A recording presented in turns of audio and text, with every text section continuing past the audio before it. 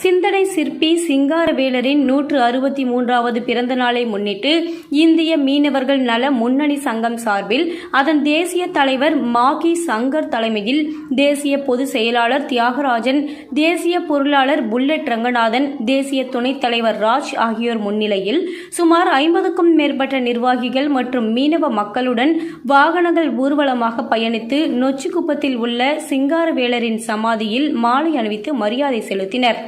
தொடர்ந்து சென்னை மாவட்ட ஆட்சியர் அலுவலகம் அருகே உள்ள அவரது திருவுருவ சிலைக்கும் ஊர்வலமாக வந்து மாலை அணிவித்து மரியாதை செலுத்தினர். மேலும் ராயபுரத்தில் உள்ள அவரது நினைவு மண்டபத்தில் உள்ள அவரது மார்பளவு சிலைக்கு மாலை அணிவித்தும், காசிமேடு மீன்பிடி துறைமுகத்தில் உள்ள சிலைக்கும் N4 காவல் நிலையத்தில் உள்ள முழு அளவு சிலைக்கும் மாலை அணிவித்து மரியாதை செலுத்தினர். இந்நிகழ்ச்சியில் இந்திய மீனவர்கள் நல முன்னணி சங்க நிர்வாகிகள் கிஷோர்குமார், RK நகர் லட்சுமணன், பாபு மயிலன், அருள் செல்வம், உஜேன், அப்துல் ரஹ்மான், அலெக்ஸ், சேகர், பர்குணன், மச்சகாந்தி,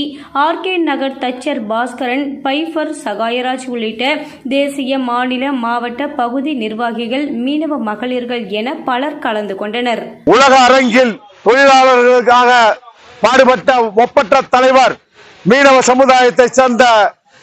ஐயா சிந்தனை சிற்பி சிங்காரவேலருடைய 162வது பிறந்த நாளில்